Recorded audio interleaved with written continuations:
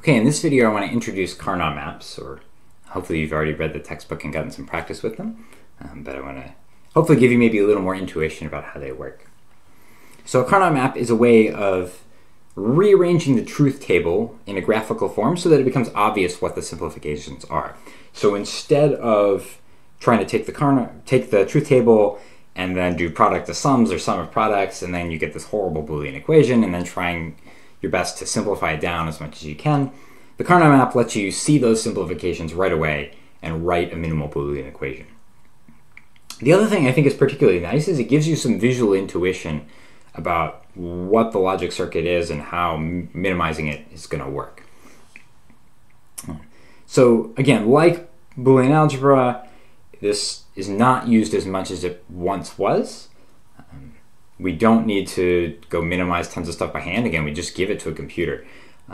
But hopefully this, again, as another representation, as another way to link representations, helps cement your intuition and your understanding of what's going on with digital systems at a very low level. Okay, so what I'm going to do is take these 8 values of the truth table and arrange them in a grid. So I'm just going to draw a grid with 2 rows and 4 columns to make 8 cells. And on the vertical axis, I'm going to put the C variable. So C is here, and so if C is a 0, so then I'm going to talk about this top row here, and if C is a 1, then I'm going to talk about this bottom row down here. Okay, so these values here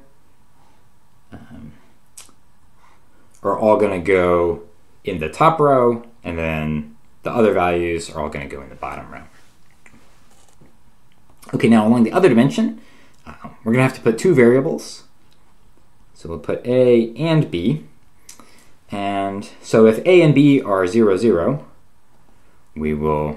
that will be these 2 values.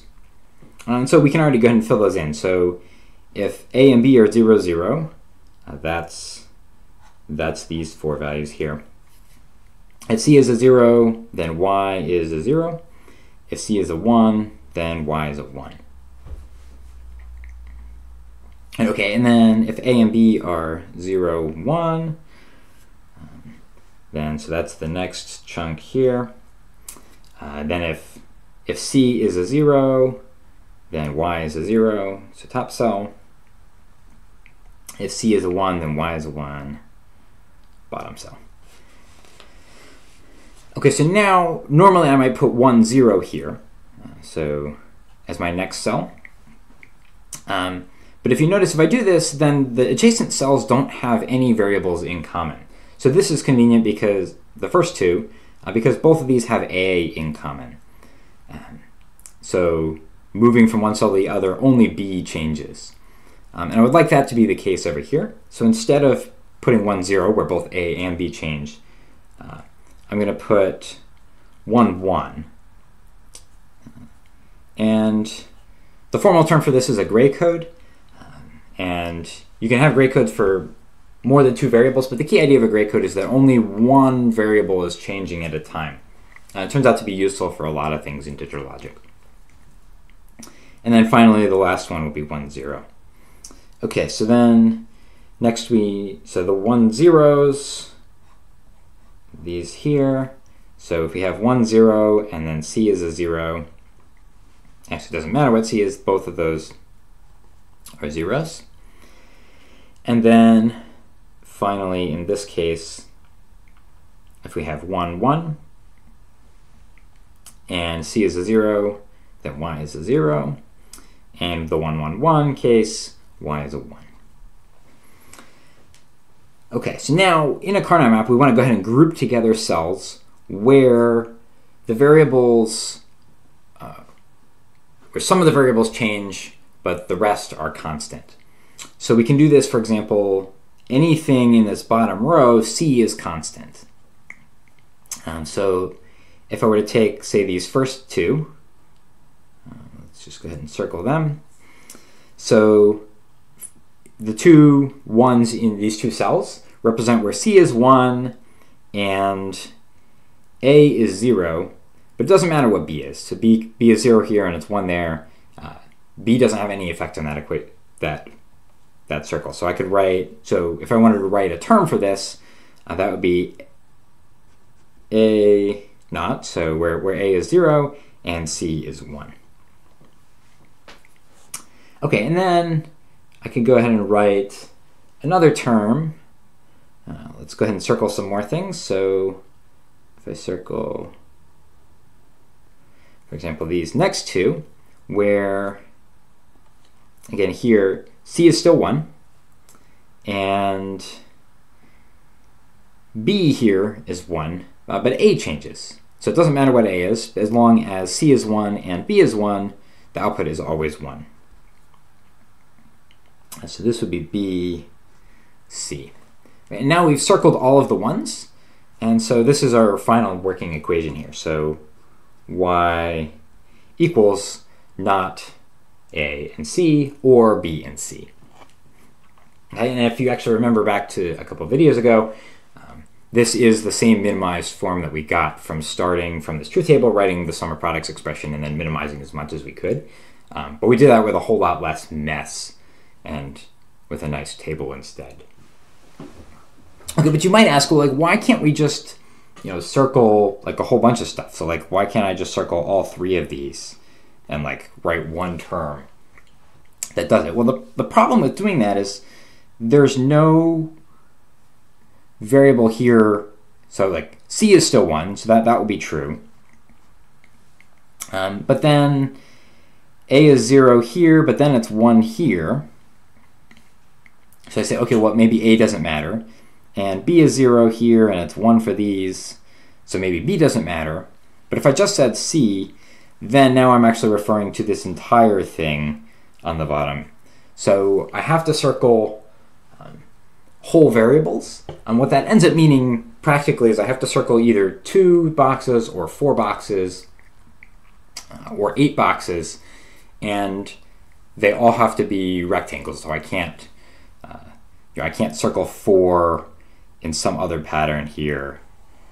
For example, to try to get 4, I have to circle a pair next to each other, or 4 in a row, or 4 in a square, or 8 in a rectangle, so that I get whole variables, either excluding that variable, meaning it varies over both values, or it's constant and it will appear as a term in my final equation.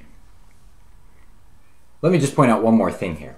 So this is the same truth table, the same logic equation that we were working with in a previous video. And so here we had written down the sum of products form and then simplified it. But to do that, we actually had to double one of the terms to get that to work. And now that we have the Karnaugh map representation, we can actually see why that was the case, why we actually had to double that term. It's because when we're doing the simplifications, what we're doing is we have these adjacent terms.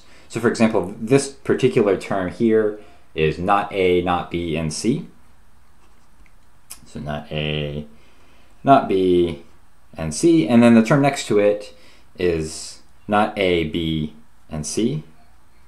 That's not A, B, and C. And then we're getting rid of the B. So we have not B in here, and we're factoring out the not A, C piece of it because A is constant and C is constant here. But in particular, we're reusing this one term here in two different terms, two different boxes that we've circled in our Karnaugh map. And we could have done it just by circling this one box by itself and then keeping these two. But it's simpler if we can draw a larger box. We want to draw the largest box we can. And to do that, we had to circle this twice. And that corresponds exactly to what we did in the Boolean algebra, where we had to duplicate this term and then use it to simplify both of these. Okay, so that's a Karnaugh map with 3 variables. Let's go up one more step and do a Karnaugh map with 4 variables. Okay, so we'll just begin again by writing the table itself. And so go ahead and draw it out. And now that we've got 4 variables, we're going to have to put 2 variables on each axis. So we're going to end up with a square with a total of 16 cells. So we'll go ahead and do that. And we'll label both of them with a gray code. So let's see, let's put AB on top this time. And CD down the side, so 0, 0, 0, 1, 1, 1, not 1, 0, and then finally 1, 0. 0, 0 again, 0, 1, 1, 1, 1, 0. Okay, and since our truth table is already organized, counting in binary, so we should be able to just go ahead and fill the values in this way. Okay, so 0, 0, 0, 0 is a 1, then 0, 0, 0, 1, so that's this cell here, is a 1. 0, 0, 1, 0, notice that we've got to jump to the bottom now, that's a 0. 0, 0, 1, 1 here, that's also a 0. Okay, the next row is going to all be zeros. 0, 0, 0, 0. And now we're in the 1, 0 column, so we're now over in this fourth column. 1, 0, 0, 0 is a 1.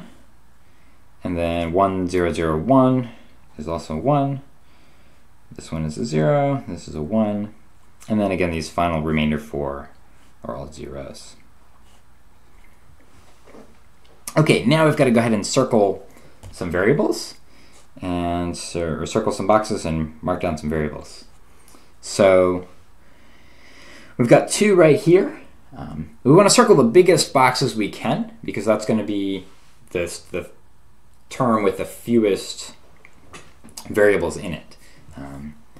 So we could go ahead and circle this here, and we could circle this here. Again, remember, we can't include this one here because we can't grab 3.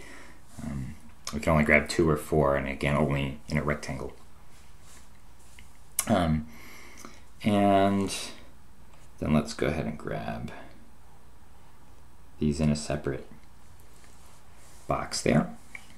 Okay, so then let's go ahead and write this out. So this is not A, not B, and then not C. D varies, so it won't appear in this equation. So we have not A, not B, and not C. Over here, we've got A and not B and not C.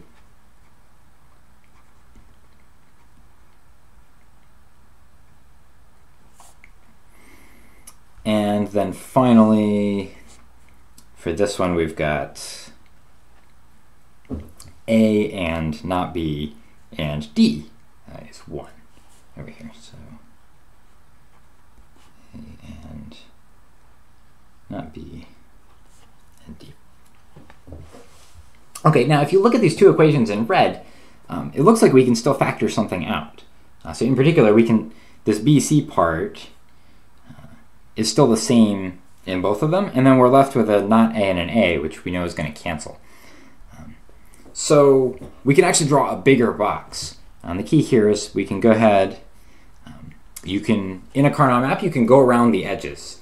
So you'll notice that if I look at these edges, A varies, so there's a 0 here and a 1 here, but B is the same. So if we were to use not B, then we can grab this whole box, this piece, and this, and include that as 1 square. And then now A varies, so we have just not B and not C, so D varies as well. So that would be not B and not C. And then we still need this orange box to be A, B, D. A, not B, and D. Again, here we have the minimized equation for this truth table. Right? And the nice thing about the Karnaugh map is it makes it very easy to see that we have in fact minimized it as much as we possibly can. And there's not any bigger boxes we could draw. There's not any more clever tricks we could get to simplify more variables. This really is going to be as good as we can get. So I suggest you practice some Karnaugh maps Again, don't stress over it, but make up a few truth tables, try drawing some Karnaugh maps. There's actually a number of little applications you can find online. I've linked to one on the course website that you can just go play and click around and create a Karnaugh map and see the different minimizations.